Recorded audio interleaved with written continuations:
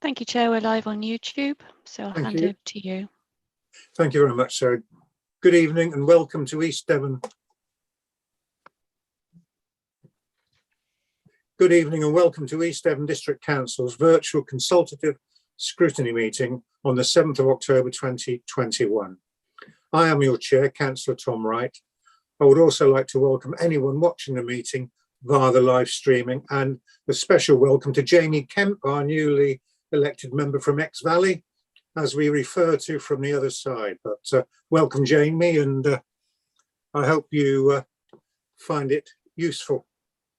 Thank you. This can be a very useful meeting.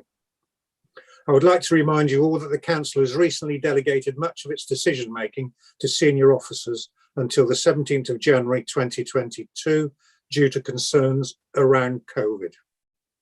Consequently, this will be a consultative meeting only. We will adhere as much as possible to the procedural rules detailed in the Constitution. However, where the meeting would have normally decided a matter, it will now make a recommendation to the senior appropriate officer. The officer will then take that recommendation into account when making the decision. Where the meeting is making onward recommendations, for example, to Council, Cabinet or another committee, this will happen in the normal way. All participants here today are taking part remotely, and as well as being live streamed, the meeting is being recorded. So please bear this in mind throughout. And may I remind you all to be careful of your language. May I also remind members that the Code of Conduct applies throughout this meeting. We also reserve the right to remove and disconnect any participant who is disrupting the meeting by whatever means. Please turn any telephone devices off or to silent. As this consultative committee meeting is dependent on internet connection and a power supply, in the event of a break in the internet connection or power cut, please bear with us as we try to reconnect. After 15 minutes, if we are not able to reconnect, we will consider the meeting adjourned and reconvene at a later date.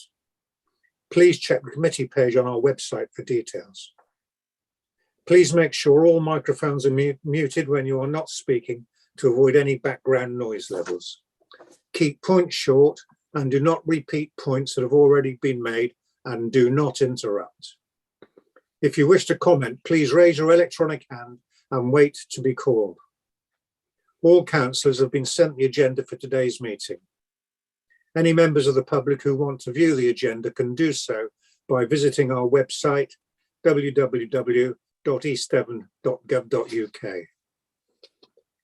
We will now start the meeting by doing a roll call of committee members here present. Can you now please unmute your microphone? And when you hear your name, please confirm by saying present. When you have confirmed you are present, please mute your microphone again. Thank you. I'll now hand over to Sarah to do the roll call. Thank you, Chair. Councillor Allen. Yes, I'm here, Sarah. Thank you. Councillor Bruce. Yes, here, Sarah. Thank you. Thank you. Councillor Chapman. Present, Sarah. Thank you. Councillor Davey. Present, thank you. Councillor Hawkins. Present, thank you. Thank you. Councillor Kemp. Present, thank you. Councillor McCollum. Present, Sarah, thank you. Thank you. Councillor Miller. Present, thank you. Councillor Parr. Present. Councillor Pepper. No. Councillor Ranger. Present, thank you. Thank you. Councillor Rylance. Present. And Councillor Tom Wright. Thank you, Sarah. Thank you, Chair. The meeting's quorate. Right, the first item on the agenda is public speaking. I understand we have no public speakers. Is that right? Yes, that's correct, Chair. Thank you.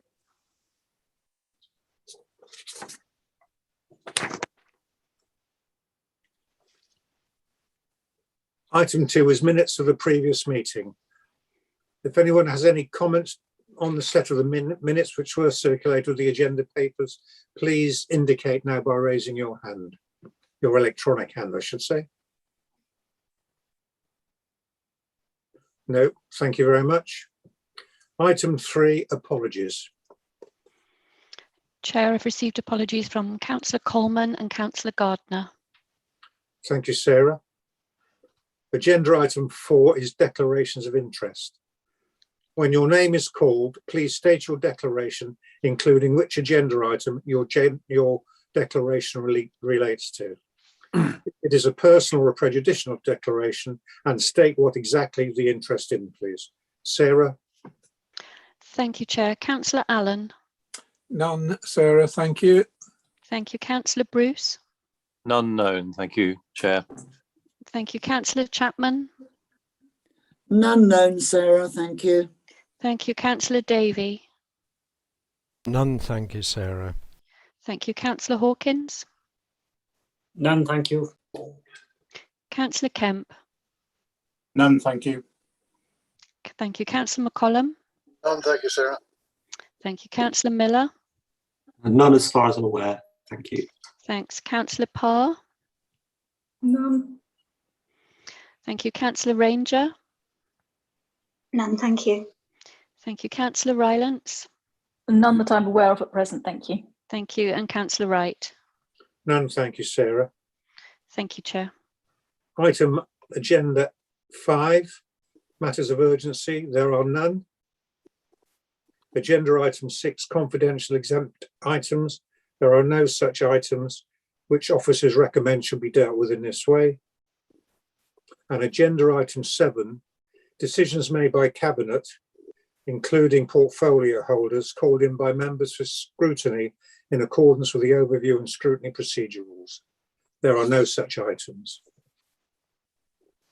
Agenda item 8, further report on the proposed actions to improve staff morale. And I think we have the Chief Executive, Mark Williams, here to present his report. Thank you, Mark. Yeah, thank you, Chair. So if I could take members to page 8 of the agenda papers, a somewhat succinct report, but quite a bit of detail, and obviously happy to answer any questions that members may have with regard to it. But I set out in the report the decision of the committee from its last meeting. Items 1 and 2 there were reported through to Cabinet last night.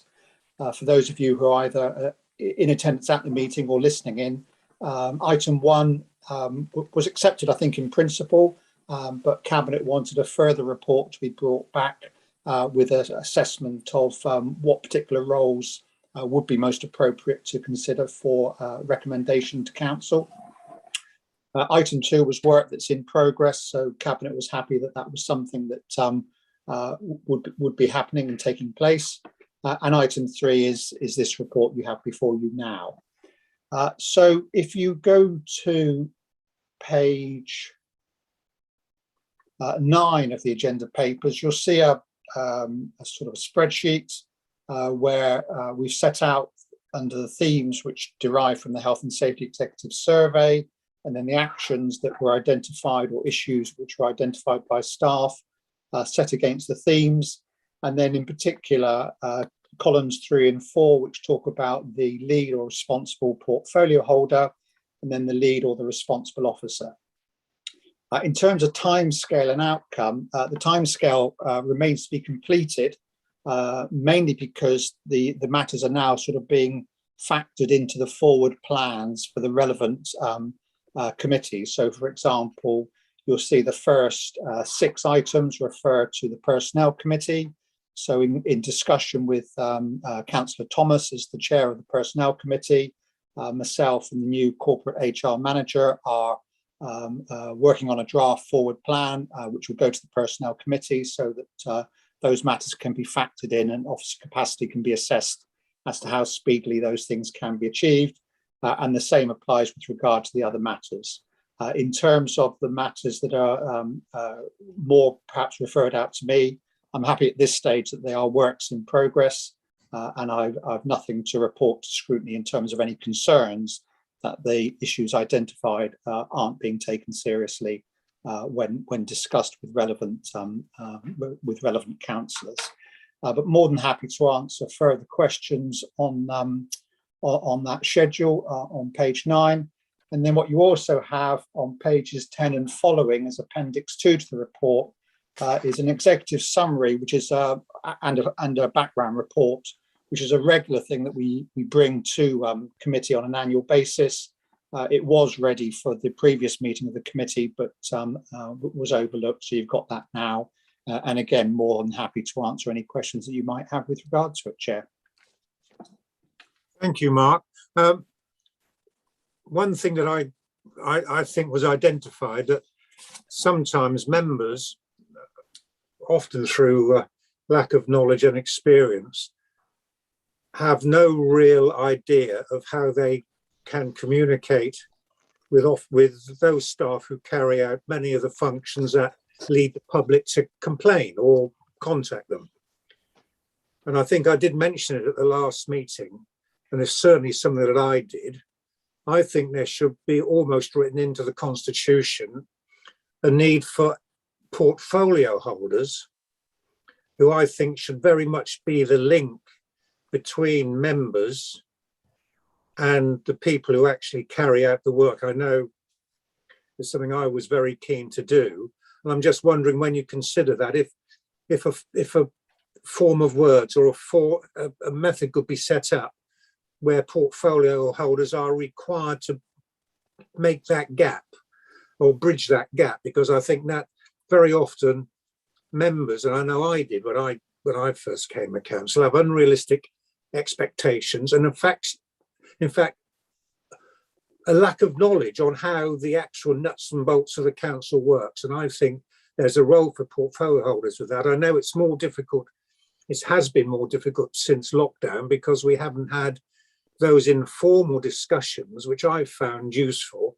You know, when you meet other members in the line of being a cabinet, being a portfolio holder, or going about your business, or even the other way, going through your business, walking through the offices where you get feedback from staff. And I think portfolio holders should be able to play a major role in that. I'm just wondering, I don't want to go on any more. I think people have got the drift of what I'm saying. I think there is a role there that portfolio holders could fill.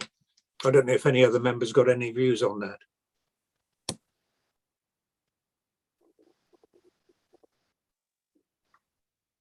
Doesn't look like it. Does that take it? Do I take it everybody agrees with me? I'm happy to comment on that if you want. Yes, please, Mark. Well, I think it's one of these issues of organisational design, fundamentally, isn't it? That what causes stress and anxiety and concern, if you like, to staff, is where they're not sure who they should respond to, and that's why you have a management structure. And the encouragement is most certainly to sort of direct concerns through myself, through the strategic leads, and through the service leads. But I would accept, I think, that portfolio holders play a part in that too, because there should be several issues, if you like, that the portfolio holders can readily resolve, particularly, I think, where it relates to policy matters.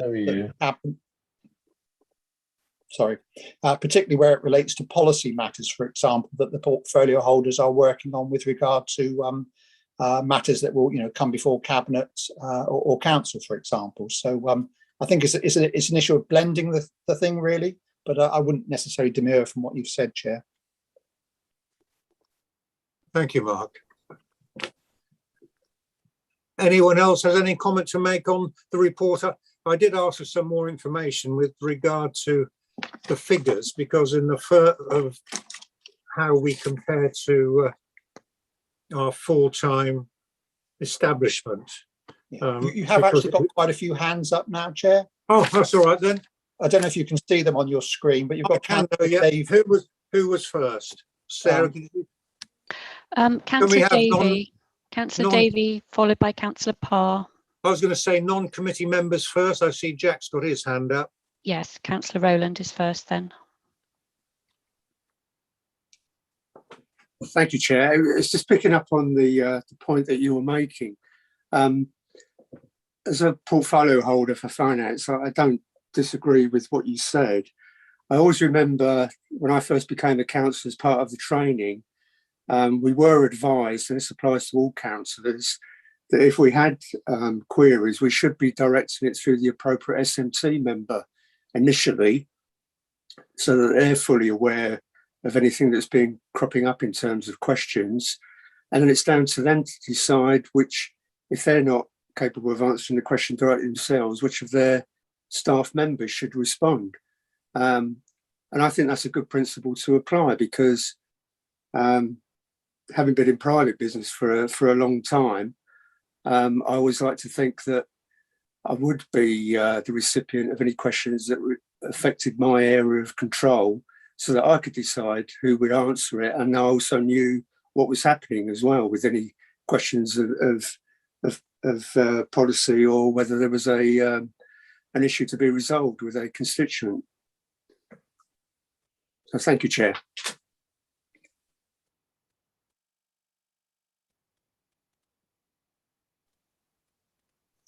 You're on mute, Chair. Was Councillor Ragg the next non-committee member? Yes, Hi. Councillor Ragg. Okay, thank you, Chair. It's a point that I raised with the leader a couple of weeks ago.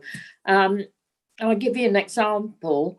The events officer, who's, we had a lot to do with regarding events here in Exmouth, suddenly we were told she was, well, we hadn't been told she was no longer on staff.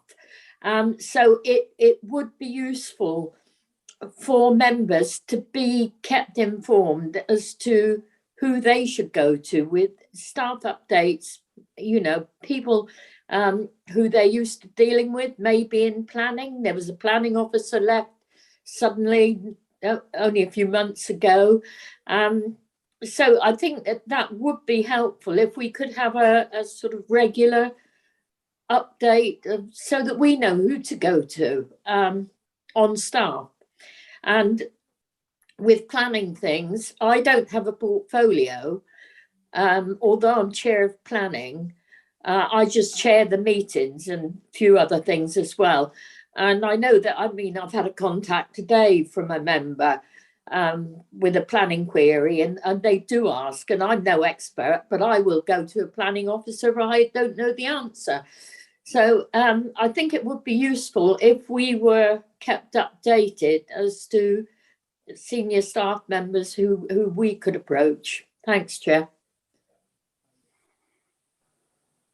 Thank you. I hope that's something that Mark will take back, that we do need to be informed of staff changes, certainly at lead levels of the service providers. And I think Megan's got her hand up. She's also a committee member. Megan? Oh, thank you, Chair. Yeah, I just wanted to say, well, I agree with what Councillor Ragg has just said. And I just wanted to say, from a personal point of view, I'm more than happy. I've done it quite a bit since I've been a portfolio holder. I'm happy to be a conduit between members, and I think Councillor Wright himself. We've had communication with various issues, haven't we, in the past? So I'm happy to be because I tend to know. I don't know every single person within the housing department, because we've got a lot, but I know most of the senior staff, and I know the kinds of work that they do, and who is the most appropriate person to answer a certain question. So personally, I'm happy. I'd be happy to do that, and I think it's a good way of helping councillors, especially new councillors who may not know their way around. So thank you for bringing that up. Thank you. Well, thank you, Megan. And I can actually say how well you've responded on a few occasions when me and my fellow Budley ward members have brought things to your attention. You have got things done, and I'm grateful for that.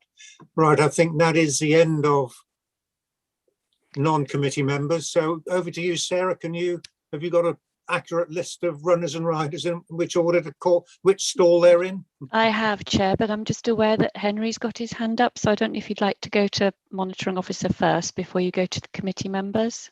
Oh, he'll be telling us we're riding in the wrong track, I expect. To use the same metaphor. The computer says no. It was just to give a comment on the member officer protocol, where I think a lot of these issues generally reside. So I'm very happy to come back in later in the debate, Chair. It was just to update you as to where that was going, really. Thank you. I'll hand over to Sarah now to call the speakers. Thank you, Sarah. Thank you, Chair. It's Councillor Davey first, followed by Councillor Parr. Thank you, Sarah, and thank you, Chair. Yeah, I just noticed the training for members. The second item there is further training for members around who is responsible for what, and I think that follows on from what we were just talking about. And I think personally, I would find it very useful whenever I have a query. I do find myself kind of going through the website trying to think, well, who do I contact on this? Is there an officer? Is there a portfolio holder? I may not even know whose portfolio the particular subject falls within. So I think it would be quite useful if we had some further training and perhaps some clearer directories on that. And there's no time scale on that one, I notice. So that would be useful. I notice under demands and behaviour of members that, I mean, yeah, I totally agree with not micromanaging projects and treating staff with respect. I find leading members to stop creating a blame/fear culture and a culture where bullying is exhibited, encouraged and rewarded. I find that a bit strong. It seems to me it's a little bit like the "when did you stop beating your wife" kind of question. I feel as though that's kind of guilty as charged without a trial. I'm just not particularly happy about that phrase. Another question I wanted to ask, Mark, on the following page, on page 9, you've put the average age of the workforce, which is useful. But on a lot of the data we've got here, it indicates whether that's an increase or a decrease on the previous year. And I just wondered if we had any kind of comparison, because I wondered if we have a workforce that is increasing in age or becoming younger. It would be quite useful to know that. Thank you very much. Thank you, Ollie. Do you want me to come back in now, Chair? Or? Yes, please, Mark, if you can answer that. Okay. Well, in terms of the comments you've made, Councillor, on demands and behaviour of members, I mean, you might not like it, but that is a reflection of the experiences of quite a number of officers over the course of the last 15 months or so. I've no wish to revisit any of that, but it is a reflection of comments that came through from the survey, in which hitherto at least, the Scrutiny Committee has indicated that it wants to treat it with respect in terms of feedback from staff. So I'm more than happy to talk to you offline, if you like, about some of the concerns I've had over the months. But I think, take it from me, it is there for a reason.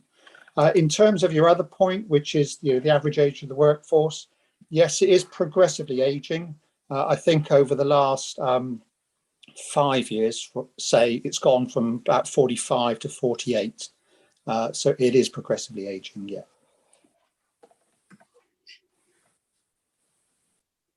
Does that answer you, Ollie? In addition, just whether there's any date or indication when that training might become available.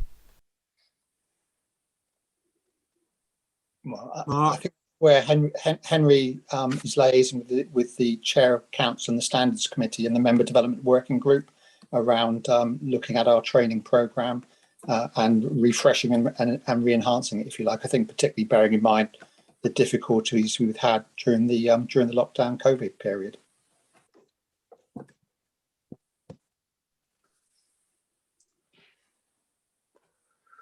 Sarah, are you next? I'm sorry, Helen, are you next?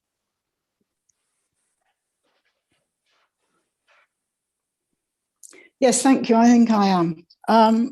Yes, I wanted to ask what Councillor Davey asked about the demands and behaviour of members, because it's of concern, I think, that there's absolutely no timescale given to this. And I wondered whether, since the report of the Chief Executive and the committee, the Scrutiny Committee, looking into it all, whether there had been any improvement in matters, and whether the Chief Executive could comment on that. And then I also want to ask something about the people data report, but perhaps Mark could comment on that first. Thank you. Well, I think you need to go back to, for example, statements that Councillor Loudon made at Cabinet and other documentation which members have seen. I said in the introduction to my report that I don't wish to revisit matters, and I don't have any matters of concern that I wish to draw to the attention of the committee. So in that sense, things are improving, things are progressing. But I would say, it's like a lot of things, it's work in progress. And it's something that we need to pay consistent attention to.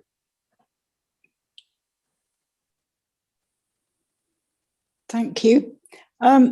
Okay, so I want to ask about point 7, grievances in the people data summary. And there were 4 formal grievances. And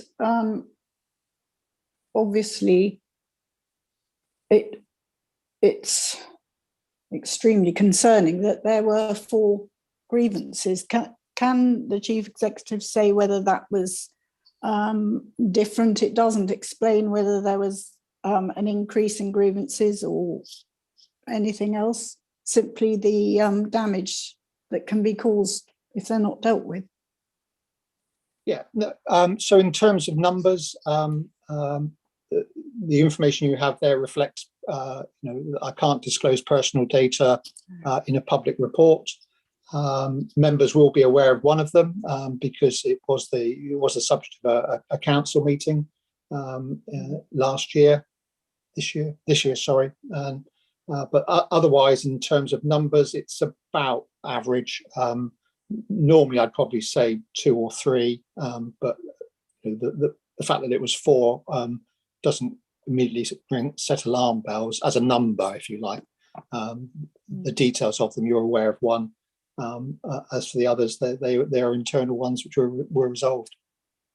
Thank you. And then in 8, absence, it says absence has increased. This is our 2nd highest absence outcome per full-time employee in the last 5 years of reporting, and 6th highest in our history of 15 years. And obviously there are some reasons there for the absence, and I wonder whether well, we could hear more about what can be done to hopefully reduce this absence. Obviously, we're in unusual times because of Corona, but are there any things that are being done to improve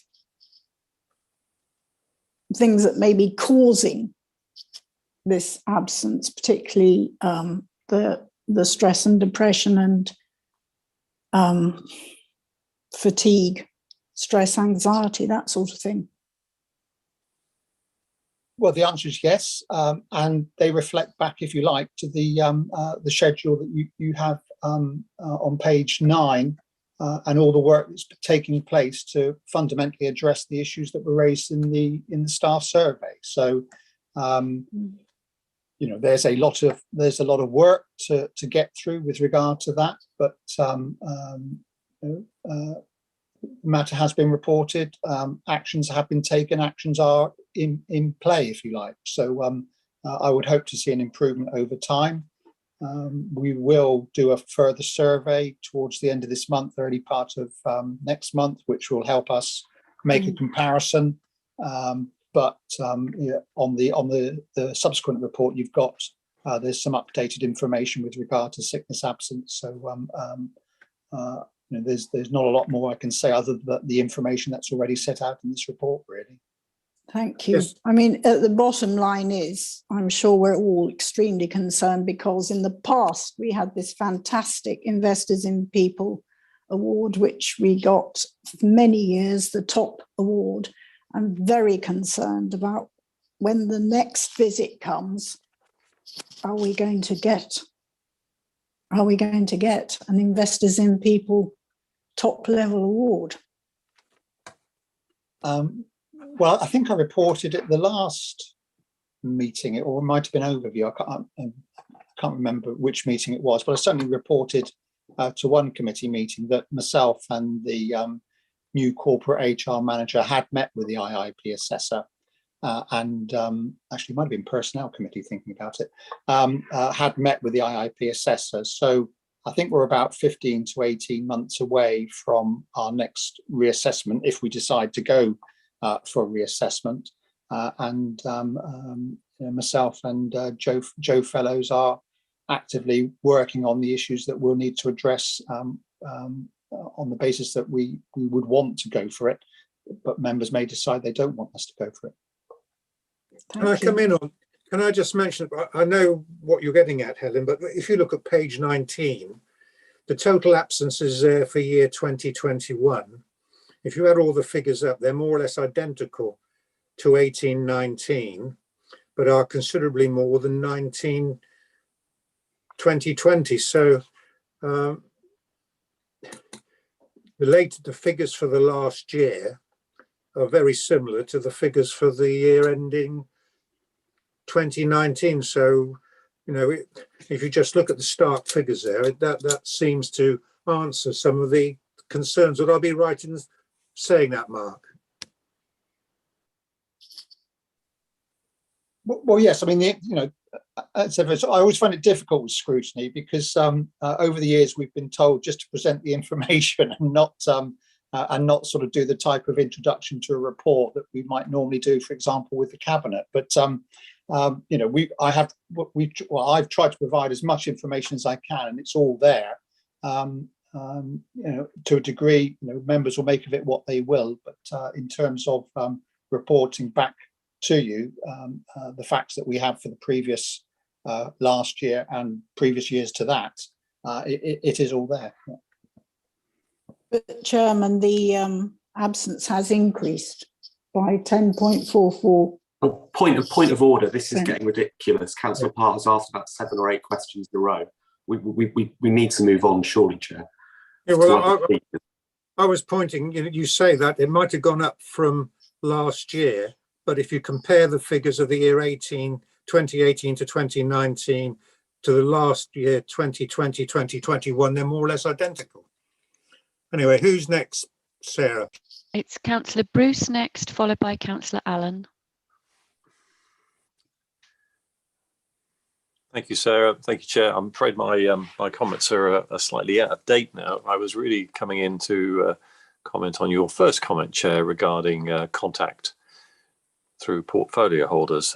Whilst I support the early original comment, I would like to see the access from ordinary members of the council to officers remain on a voluntary basis, because there may be situations where a particular member is uncomfortable in approaching a portfolio holder for either personal or political reasons, and therefore they would rather choose a direct route to an officer.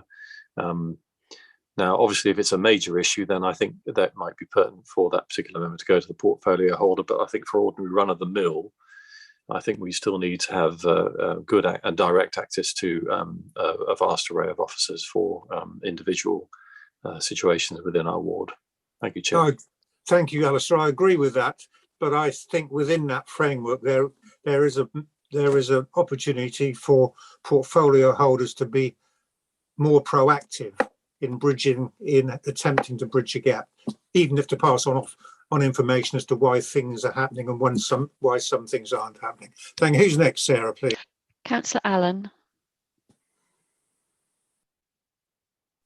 Thank you, Chair. Thank you, Sarah. One of the first things I'd like to do is ask the Chief Executive how the impact of fear of the coronavirus and fear of coming back into the offices and the fear of vaccinations in some instances is being handled. The second thing is I have to declare an interest, personal one, with regard to the leading members to stop creating a blame and fear culture, because I have outstanding complaints on the Standards Committee. And I think in that respect, it's very important that we have some tracking mechanism to see how the standards complaints are being handled. At present, I'm very dissatisfied with the way my particular complaints have been handled, because it's nearly 8-9 months since my complaint was put in. So those two things are all I want to say, Chair, except going back to your point about portfolio holders. There are some portfolio holders that give me very short shrift, particularly when I ask on economic issues. And therefore, I wouldn't be able to just go through a portfolio holder. I would insist that the opportunity to talk to independent officers and get an independent and non-political view is very important. Thank you, Chair. Thank you, Mark. I don't want to talk about Mike, so I don't want to talk about particular issues, but can Henry enlighten us on what is the framework for keeping people informed as to how issues might refer to are being handled? Just briefly, Henry, just is there a method for keeping people informed? As in within the wider membership, do you mean? No, the actual members and the member who is subject of the procedure. Yes, I mean there are always occasions where it hits a hiatus whilst something is being undertaken. So there isn't a weekly update that's circulated to those that are involved. But as and when things happen, then of course they're contacted, and if anybody asks, they are informed. I mean, beyond that, and I don't think there's an issue, although I suspect it's probably more for standards than it is for scrutiny, about the metrics of time that things have taken. But again, there's always a general reason as to why something might take longer. The more straightforward cases get dealt with quicker, excepting, of course, I've had a particularly heavy workload this year that has caused some delays, which have been acknowledged in standards. But there can be metrics that can be reported to standards. I'm sure Councillor Thomas is here will hear that. But otherwise, yes, it's just a general update as and when required or when asked.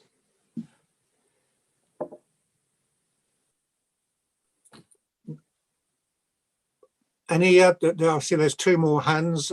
Did you want me to answer the COVID point, Chair? Sorry, Mark.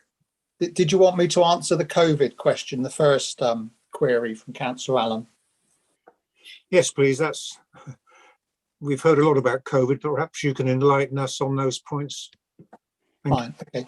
So we have a policy of encouraging all staff to be double vaccinated, and I'm not aware that there are many who have taken a stance against double vaccination. We also have a policy of encouraging staff to take a lateral flow test when they are coming into the office, so that they can provide the reassurance to themselves and also to colleagues that they're not likely to be bringing COVID into the workplace.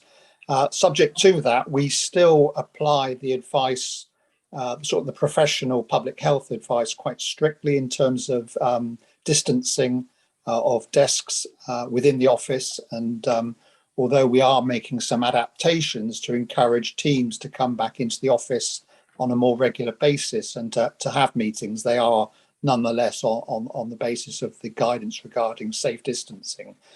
We've also set up an officer working party, which will bring a report through to the Personnel Committee around, if you like, the evolution of a hybrid policy around attending at the office, stroke working from home. So We did have a work smart policy prior to COVID, which was arguably already quite permissive in terms of encouraging staff to work where the work required work to be done, if you like, so the best place for the work.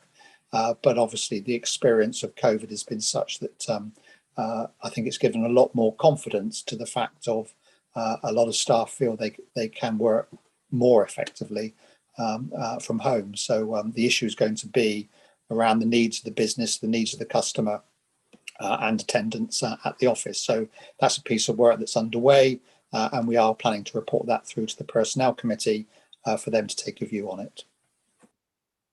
Thank you, Mark. I think we're all learning new ways to work. I think it's Eleanor, you've been sitting there very patiently. Eleanor, then Sam, and I think that's it, except I see Henry's got his hand up again.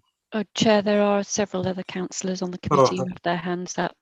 I haven't got enough pictures on my screen. Right. Councillor Chapman's been waiting. Oh, right. Councillor Chapman was next, followed by Councillor Hawkins. Thank you, Sarah. I'll leave it to you to call speakers in the right order. Thank you. Thank you, Chair. A couple of things I would like to say. And I know because of COVID, it is very, very difficult. But I seem to remember many years ago when I was member development, we used to have meetings which were open to anybody could turn up. It wasn't a committee, it was open. Democratic Services were there. I remember Ian Thomas being there. I remember you being there, Chair. I remember Eleanor turning up with some problems in her ward, etc. And we would help each other out. Democratic Services were there. If there were any problems, we would write it down and get the information for the councillors. We would also get updates, lists of officers, and any other information that Democratic Services thought that new councillors wanted. And we had a file that we could keep the bits of paper given out and put it in a file if we needed it, or we could leave it on the table. And I think I feel sorry for new councillors because they haven't had the opportunity to meet other colleagues and just sit around and discuss things without things being recorded, and they can put their point of view on what they're finding it was difficult with. I do think portfolio holders like Megan and some of the others have a lot of work on their hands, and to be contacted by members that perhaps don't know their way around the council or where to go is a bit difficult when we could all help each other a lot more. So I just wanted to put that out that, you know, I know council is looking at new member champions or whatever they want to call it. But that is how member development used to work years ago. We've heard a lot about councillors and staff and the relationships between them. I would also like to ask the Chief Exec that I have a slight concern because no one has mentioned staff on staff. And we all know that when you're working in a large corporation or company or a large office, whatever it may be, that there are clashes of personality. And I know council does have a whistleblowing policy, but are all staff members up to date with the procedure and can they feel comfortable with it? Thank you, Chair. Thank you. I agree with you, Maddie. We have missed out. Even the think tanks. I remember holding think tanks, and people would come and throw all sorts of ideas in the head in the air, an informal meeting, and we talk around them. The only mistake you there, Maddie, you mentioned paper, and I could see many of our youngest members switching off as soon as you mentioned paper. I think some of us are very comfortable with paper, others aren't. Yes, Chairman, that's why I mentioned Councillor Ian Thomas. That was a mistake. You've given them the right to reply. Sarah, who's next? Thank you, Chair. Councillor Hawkins, then Councillor Rylance. Thank you, Chair. Thank you, Sarah. I just think Councillor Chapman's kind of put me to the post on some of the points I was going to make, actually, so that's slightly thrown me. But I think in the round, no one's had an objection with what's in the proposed action plan or to move that forward. So I'd be happy to just help move this along to propose that the proposed action plan set out is accepted in the CEO with the actions identified. But I'd also just like to add with an update in 6 months' time, just so that we can keep a watching eye and just make sure things are going in the right direction. Mark, feel free if you don't feel 6 months is the right time period to override that. But I'd also think we've touched a lot on it about member training, and I don't believe the member development working parties met in a significant period of time. I also think back to when we onboarded as new councillors back in May 19, and I think on one of the forms we filled in, one of the options was, do you want a mentor to help train you? I ticked the yes box and nothing ever came of that. So I don't know if that happened to others as well. So there's some member development issues, I think, throughout here, and I would like to also therefore propose that we invite the relevant portfolio holder to the next Scrutiny Committee meeting to provide an update on what's happening with member development working and how that's developing in a roundabout kind of way. Thank you. Can I second that, please, I'm Chair? keen to move this along as well. I second that, Chair. I see Henry's got his hand up there. I was happy to wait to the end, but only because of the subsequent comments there. I thought it might be worth just to confirm that at Cabinet last night, the portfolio holder answered the question of the Member Development Working Group and confirmed that she is, I can't remember if the word was reinvigorating or along those lines, but there have been discussions over the last few weeks about getting that up and running, and there's a very clear imperative, not least to review the induction from last time for the next elections in 23, which of course are not that far away, but also to pick up on some subsidiary issues around just generally members and how they view their training on an onward basis, and also picking up various issues that have arisen over the last, say, 15 months or so. So I think the portfolio holder is acutely alive of the need to reinvigorate and get the Member Development Working Group going, and is actively doing so. So I don't suggest that you don't ask her along to Scrutiny to answer, but I think you'll find it will already be in place by then. So you may consider that sort of renders it redundant. Can I just address the issue of the training in the wider sense, perhaps? Because for me, there are two key pieces of work that are ongoing. One is reviewing the Code of Conduct, which is well underway now, and also the Standards Working Group is reviewing, as Mark said earlier, the Member Officer Protocol. Effectively, from my perspective, I think you've got to have the framework in place to which you can then deliver the training. It seems a little point doing training at this moment in time if your framework's going to change in the very near future, which I think from the Code of Conduct point of view, although not wholesale, it is going to change slightly. But the Member Officer Protocol is a critical piece of work, and I think it's important that is completed essentially before the underlying training then follows. So from my point of view, I'm sure Mark will tell me if I'm wrong, but in terms of this being an illustrative document and then updating timescales as we go, I think we could put in the timescales for the training once a bit more work is done on the Member Officer Protocol. But the protocol will address things like the role of the portfolio holder, the role of the member champions, the communications protocol between officers and members, and all of those issues will be picked up in the protocol. So it is paramount that is right, and I would encourage, therefore, that members who are interested in that and want to influence it come to the Standards Working Group at the next meeting, where this is effectively going to be kicked off and these discussions are going to be held, and obviously it will then filter up through the Standards Committee as it goes. Thank you, Chair. Chair, can I just answer the two queries from Councillor Chapman and also Councillor Hawkins? Certainly, Mark. So Maddie, in terms of your query about whistleblowing, part of our induction process is to, take new members of staff through various policies that we do have in place, and we do, as you'd expect a big employer to have, we do have a policy with regard to whistleblowing, and it's on the intranet, and it's something that is referred to in various training things. And I'd also make a link back to IIP, because part of what we do through IIP is an extensive training program for officers, which is designed to sort of emphasize those key things which are are important for an effective organisation. So that is there.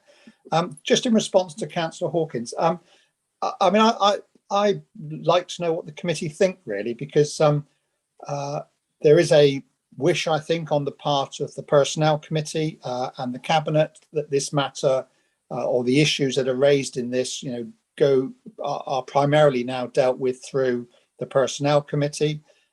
And that's the sort of emphasis that I'm working to. I think I put in my report, that scrutiny can, of course, at any time, if it's got an area of concern, request that something come to it or come back to it. So my preference would be to, focus on the Personnel Committee and the forward plan for the Personnel Committee, but leave it in members' hands as to what they think is most appropriate, really. Sorry, Chair, can I just add on the whistleblowing that every year officers have to confirm that they've read the policy, so they can't carry on their work until they've confirmed that they understand what the policy says. So that's on a yearly basis, and it's not limited to whistleblowing, but just because that's been raised. Excellent, thank you. We've had a motion, we've had a recommendation that we put this to the vote, that we finalise it, but I see we have Eleanor and then we have Val, so after those two make their short report or comments, can we move on, please? Thank you. Thank you, Chair. So what I wanted to say was this. I read all the way through this report and I read all the facts and figures in it. And I just wanted to say that with an average age of 48, I think this organisation very much represents East Devon, but also it's very emblematic of the sandwich generation, to which I also belong. Back in March 2020, we had no idea that this was about to happen. And all of a sudden, from one day to the next, people were sent back to their houses. There were no schools operating, no daycare centres for vulnerable people.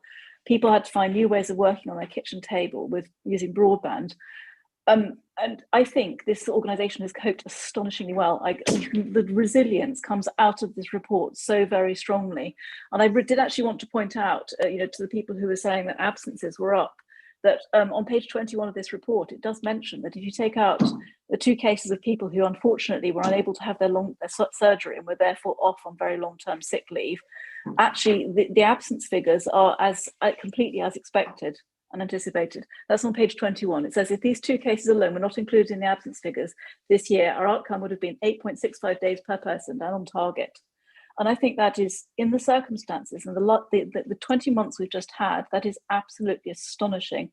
And I just wanted to say how extraordinarily proud I am of how this organisation has pulled together and managed to keep delivering a dislocated service to the people of East Devon, because it's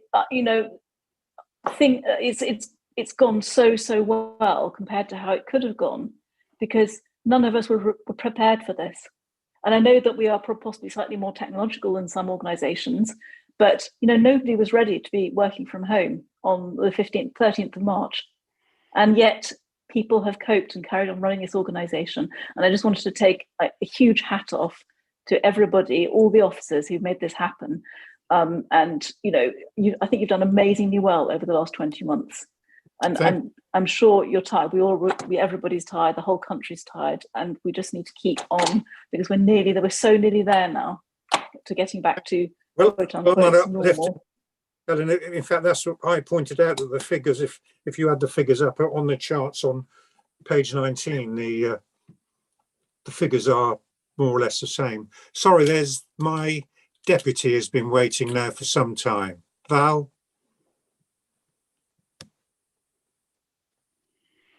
So really, Eleanor has really just said what I wanted to say in terms of thanking the staff so much for their resilience throughout this time. Also, to thank the Chief Executive for this report, which actually the answer to many people's questions are already in this report, which I thought was very open and honest and very detailed.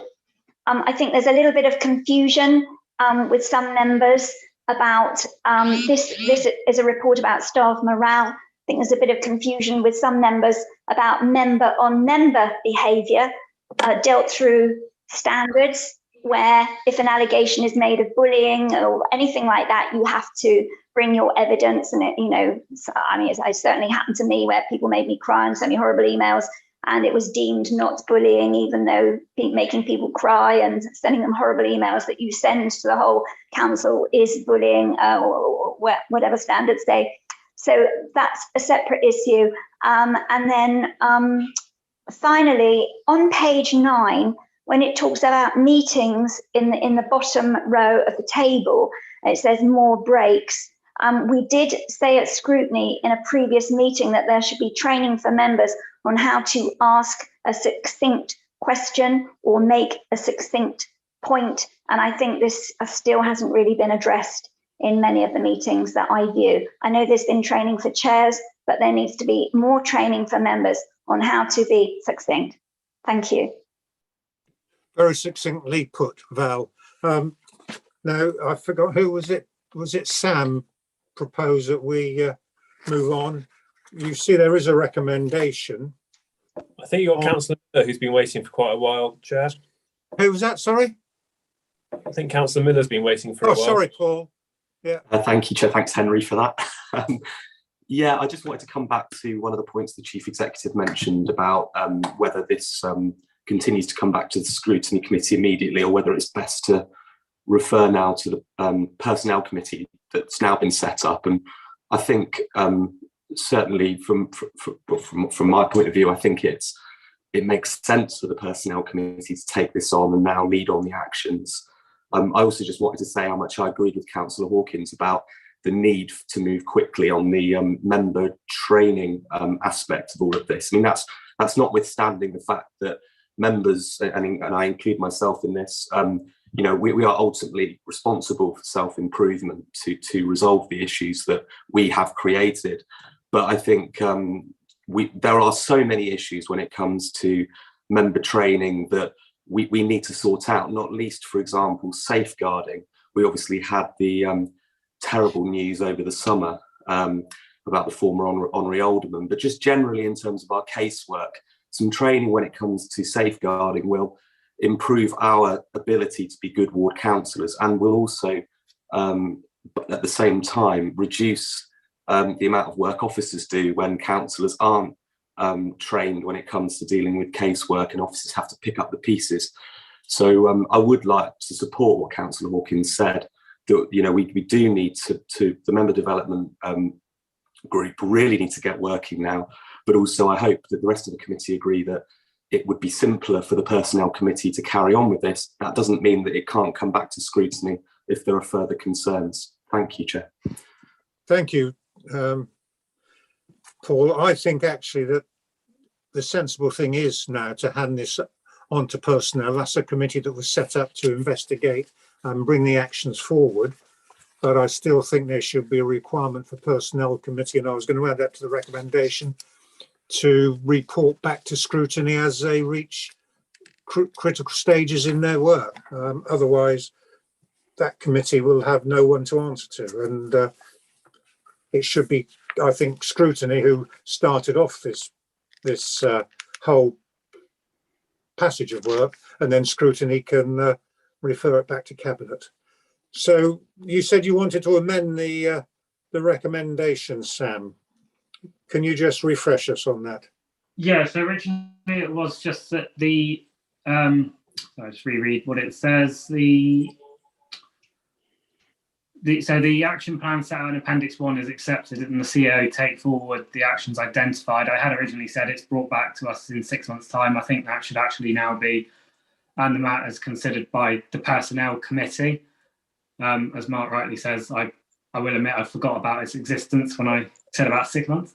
And then the second part that I had added was that the relevant portfolio holder for member development working is invited to our next scrutiny committee to provide an update on the progress being made. Thank you. I find that perfectly acceptable. Is anybody to second that? Yes, I will. I have already seconded it, Chair. You seconded it. You're happy with the further amendment, Mike, are you? Sorry, yes, Mike. I am. Yeah, yes, I am. I would also like to add something that Val mentioned, that the evidence in this report actually speaks volumes over how the council has reacted to the crisis. And I don't know if Sarah can also probably acknowledge the sterling work the council has carried out and continue to provide services despite these very challenging times, or more eloquent words to that effect. Sarah, can you sort that out? Yes, thank you. Will do, Chair. So can we have a show of hands on that, please? Chair, you've still got 2 hands up for people waiting to speak, which are Councillor Davey and Councillor Parr. I think we did hear from both of them earlier, and I don't know, have they got anything absolutely substantial to talk on? Sharon, I just want to ask whether your point is going to be part of the recommendation or whether we should get some advice on that.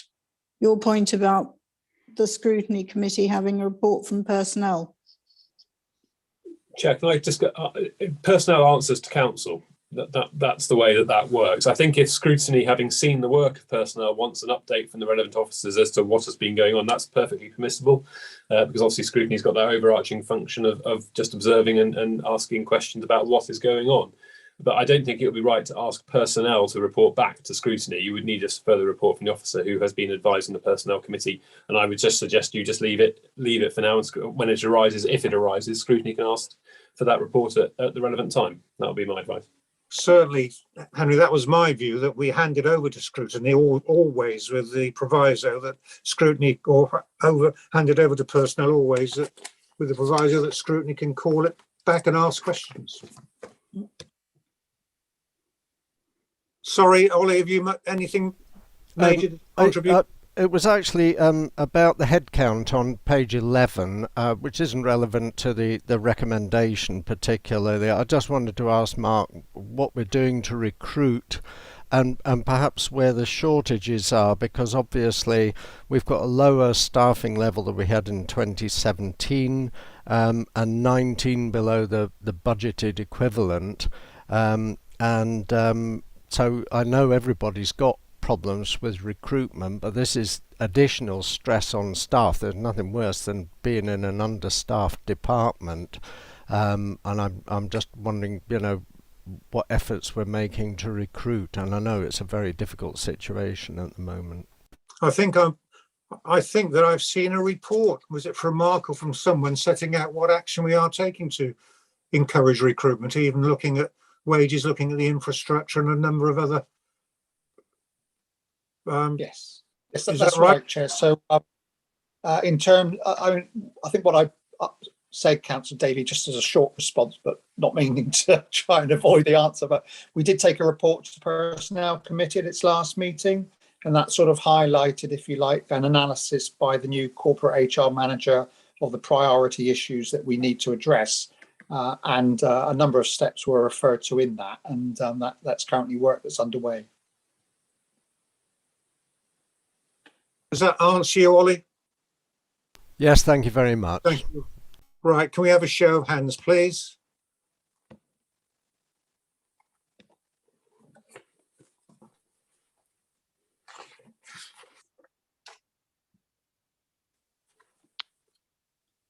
Thank you, Chair. For the benefit of those watching at home, councillors are showing their support for the recommendation.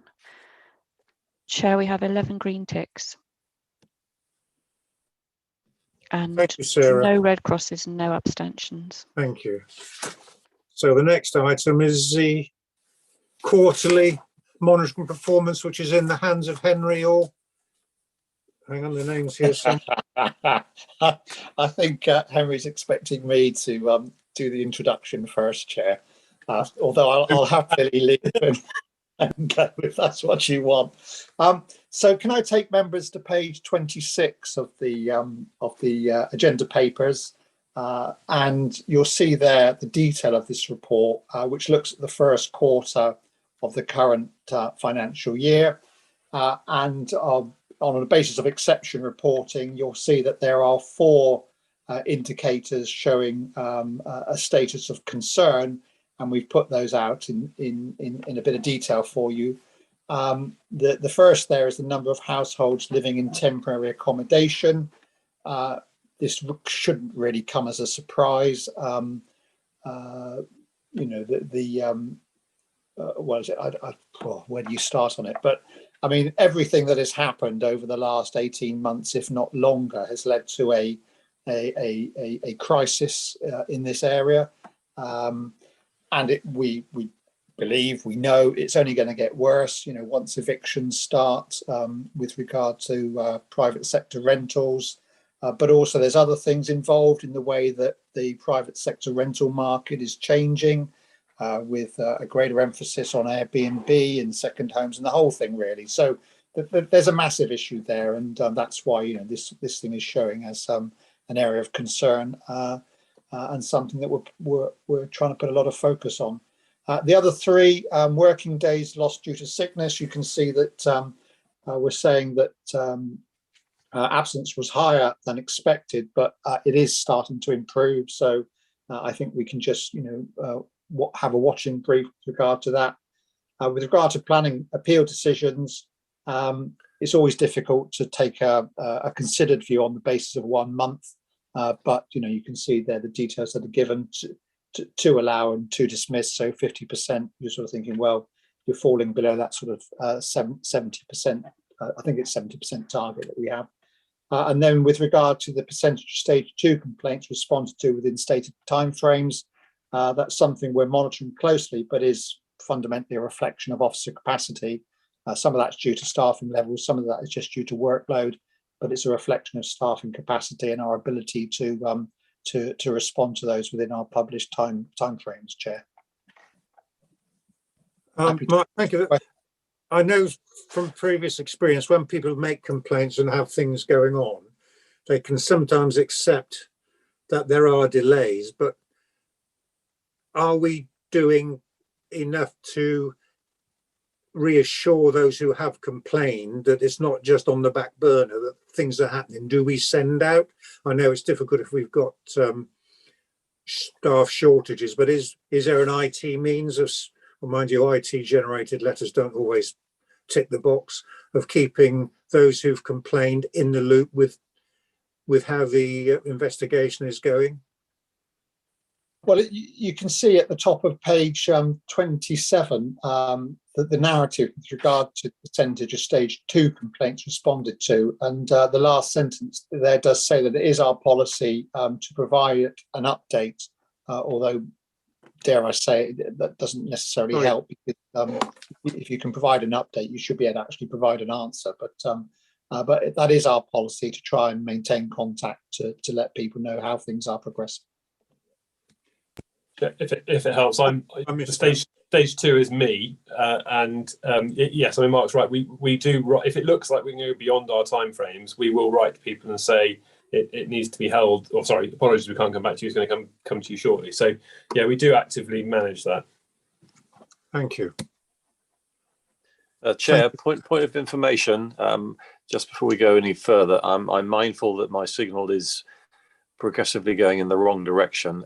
If for whatever reason you don't hear from me, either by voting or whatever, I assure you, if I'm able to, I will always vote one way or the other. You will always hear from me. But if for whatever reason I am, for instance, all your faces are now frozen, if you don't hear from me, it's purely because my signal's gone.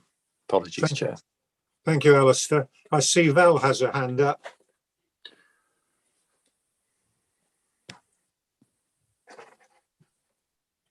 Sorry, it was I don't know if the other two speakers wanted to speak first. I was really just going to say, to me, there's nothing in this report that is a surprise. We know the pressure that housing are under.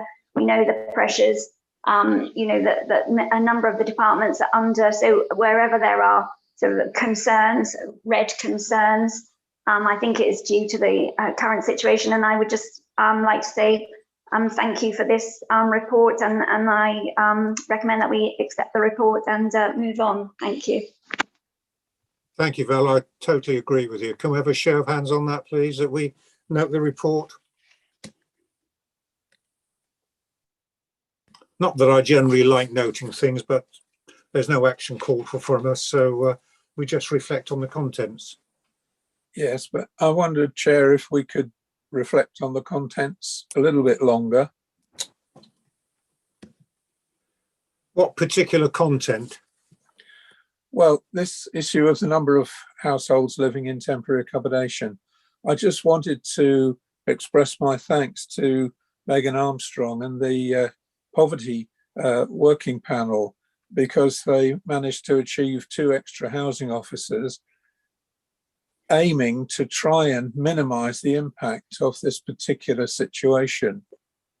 And this is something that I know the leader of council has laid a lot of emphasis on, wanting to build more social housing. So I'm particularly interested in how we're going to resolve this. And I just wanted to put that marker down, as I will do when the next council meets with regard to a motion on poverty. Thank you, Chair. Thank you. I have every confidence that Megan will be doing all she can to improve the situation. Chair, Councillor Rowland has his hand up. Right, you are, Jack. Thank you, Chair, for your indulgence in letting me speak. It was just to respond to Councillor Allen. I think in last night's cabinet meeting, this is very much at the forefront of this administration's aims, is to do something about truly affordable rents and social housing. And that's why at last night's cabinet meeting, it was always approved as well about having a dedicated staff recruited to actually focus in on this subject as well. So although it's not a quick fix, I hope it demonstrates that we are taking the necessary next steps to try and solve this issue, which has been pointed out. It's only going to get worse because of a whole host of different factors.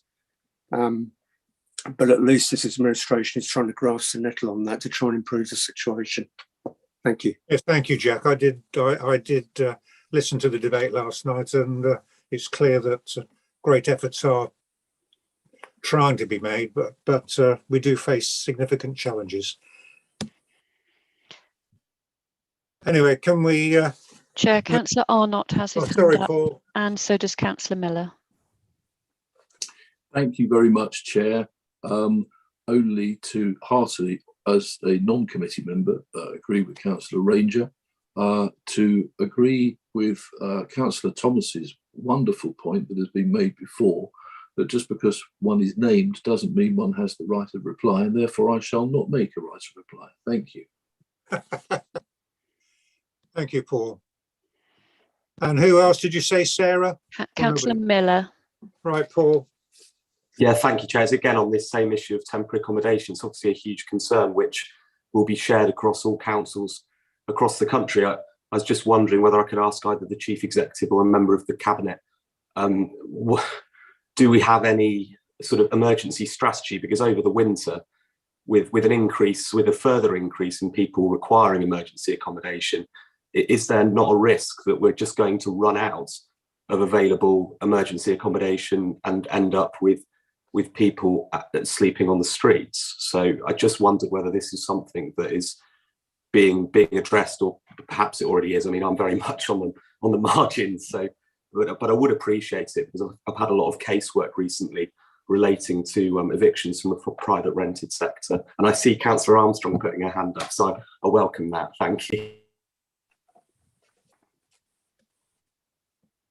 I think Megan is the one to respond to that, Megan. Very, very quickly. Didn't know she was here. Can you hear me all right? Thank you, Chair. Just very quickly, yes, it is being addressed. It will be addressed. I'm not exactly right up to date with all the various grants and things that are available from government, but I'm usually kept up to date with that. And so I have confidence that I will. But if we have any issues about that, I'll certainly raise them with members. But I've got confidence that we will be able to cope. It's really difficult, as you know yourself, but yeah, we'll find a way. Positive thinking and all that. Yeah, that's what I think. Thank you. Thank you, Councillor Miller. Thank you, Megan. Thank you, Meg. Right, we seem to have exhausted that debate. So can we just move the recommendation that we consider the performance against delivery of our key performance indicators? And I think we could add there that we note that great efforts are being made with regard to the homelessness problem. Is that all right? I'll move that from the chair then. So the chair, to be clear, that's effectively noting with no further recommendation required. But just to note the reassurance from the relevant portfolio holder, that steps are being taken to address the winter problems. Just saves having to, if it's just clear that it's noting with no one recommendation, it saves us having to write a decision notice afterwards. Right you are, Henry. Thank you. Noted. Thank you, Chair. There are eight green ticks showing. You haven't got me yet, have you? 9. That's it. Thank you. Now 11. Thank you, Chair.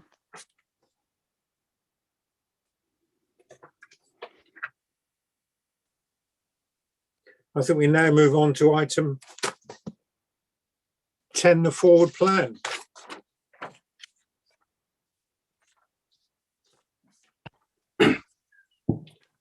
Chair? Yep. Yeah, can I speak on this? I'm a bit, well, say concerned. It's a neutral question, really. A few months ago, there were scoping forms that came forward. One I recall from Councillor Chapman, others I'm sure I recall there being. And I just wanted to know, what is the time period between these scoping forms being agreed and them coming to committee? Because we have a fairly light agenda this evening. We had a meaty item, but very light agenda. I know it's taken a while, but it is a light agenda. And there was particularly a very important form that Councillor Chapman put in on Goodmore's Farm and the former local plan that I know a lot of members of Scrutiny wanted to see a report on. So I just wondered whether you'd had any conversations, Chair, with officers, and whether you're you've got an idea of when these reports from officers are due to come forward. Thank you. I think I can't recall them, Paul. It might be that there are reasons for that. It was before your time, wasn't it, Chair? Sorry, it was Councillor Brown who was the chair at the time. But these scoping forms were agreed, Chair, and I think it's really important that they come to committee as soon as possible.